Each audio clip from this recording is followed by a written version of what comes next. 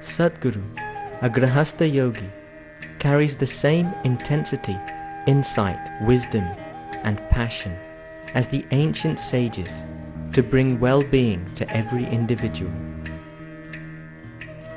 A mystic, yogi, visionary humanitarian and poet, Sadguru is a spiritual master with a difference.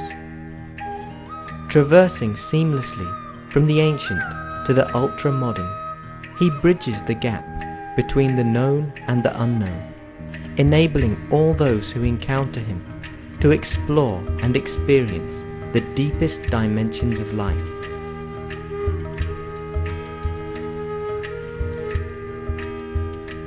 Making a clear break from mere customs and rituals, Sadguru presents the inner dimension in a scientific manner as it is relevant to our times.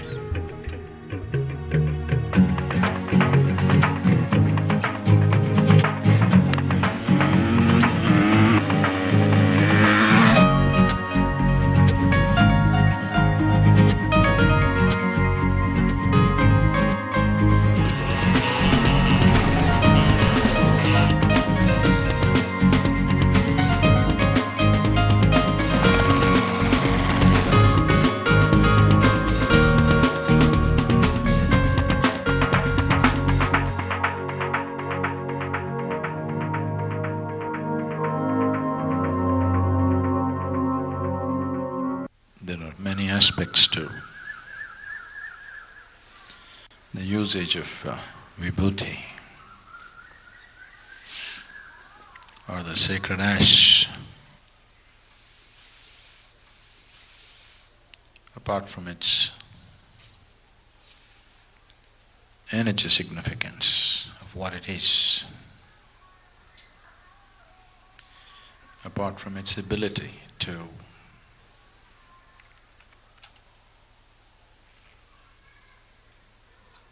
do things to direct and control the energy body,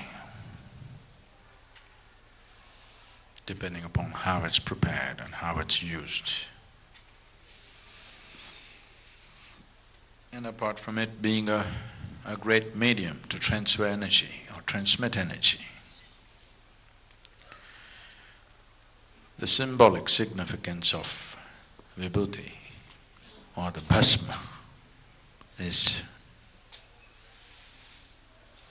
to indicate the mortal nature of life. One who does sadhana uses the ash that comes from the cremation grounds.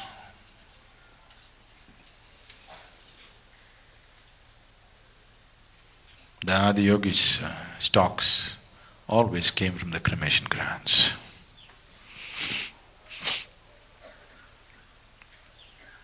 And even today, many yogis only procure their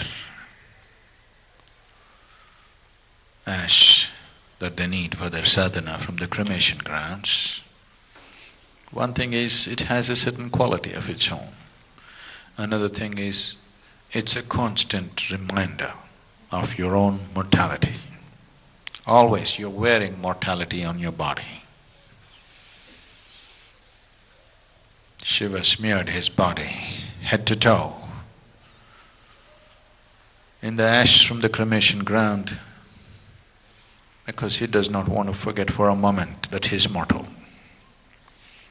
For one moment, if you forget that you're mortal, ignorance will sprout. If you forget for a long time, it'll bear fruit.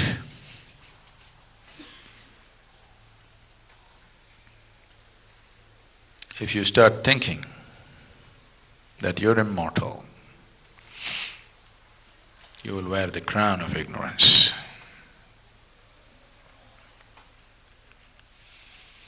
To ignore mortality is ignorance. So, You will see, particularly in South India, people have their forehead plastered, wearing their mortality like a badge, a constant reminder that I am not here for good. A constant reminder that I am only a temporary resident of this place. Because one who is constantly reminded of his mortality at least has created a fertile ground for his knowing. Maybe he doesn't know yet, but he has at least created a fertile ground for knowing to sprout in his life.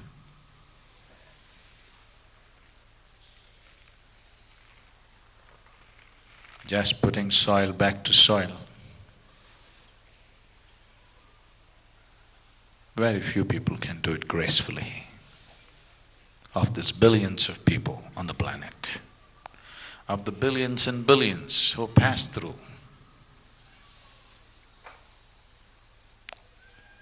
this planet, very, very few, extremely few, can give back the soil that they picked up from Mother Earth gracefully. Very few.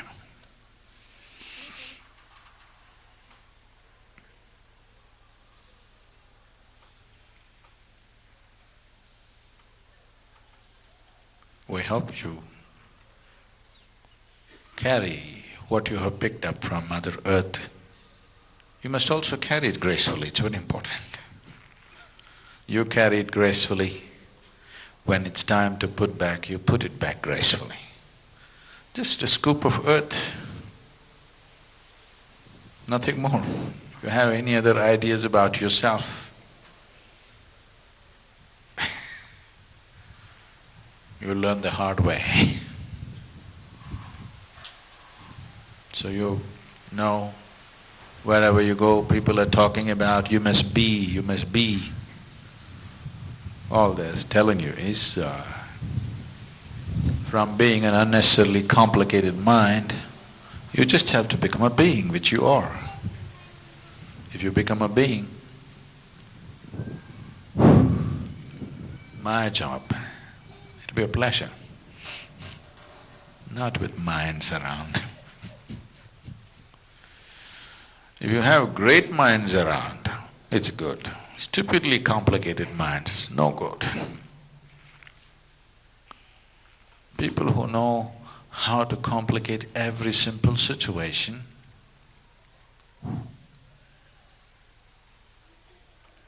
it's a lot of hard work for nothing.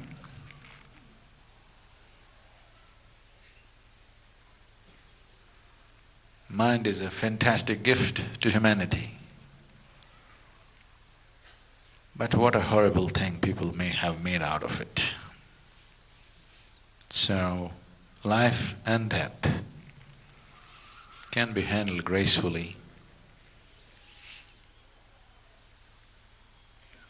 if you plaster this with ash to remind this head all the time that I am mortal, I am mortal, I am mortal, I am mortal. You will see mind will uncomplicate itself. The simplest tool. You know, people get transformed if they believe they're going to die tomorrow. If your doctor told you you're going to die tomorrow, you can't live more than 24 hours, you will see. You will transform yourself so rapidly. Minute to minute you will change.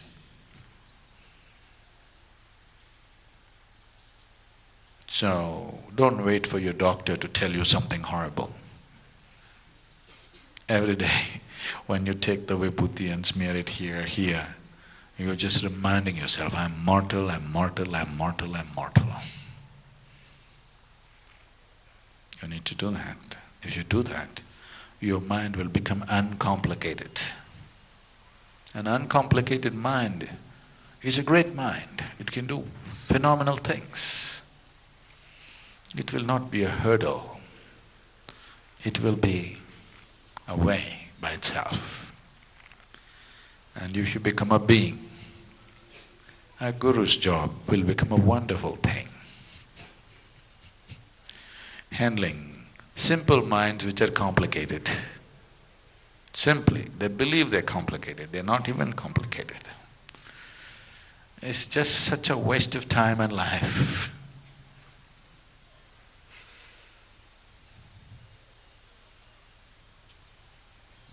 Please don't expect people to die every day. You must remind yourself.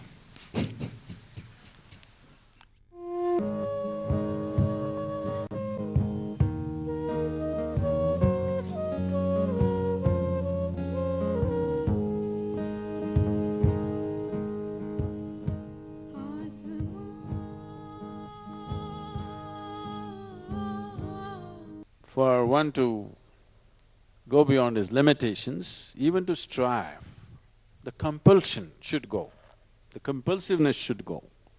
This compulsiveness, one dimension, one fundamental dimension of compulsiveness is your own prarabdha. Prarabdha is the allotted karma, and it is like a coiled spring, it wants to find expression. It will not spare anybody. So the best thing is to exhaust the prarabdha as quickly as possible with immense activity, so that if you sit, there is nothing compulsive in you. If you sit here, you just sit here, that's all.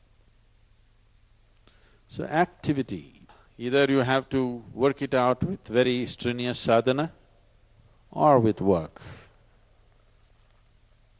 One of these things need to happen, otherwise this coiled up spring will make you do such perverted things in your life, you can't help it. You try as hard as you want to hold it, you cannot hold it. You can only expend it. If you try to hold it, it'll find all kinds of weird expressions. We'll just take one question. You have a burning question.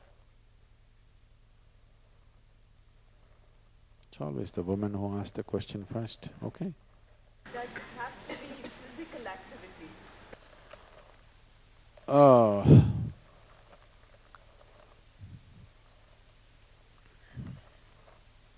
What other kind of activity can you perform?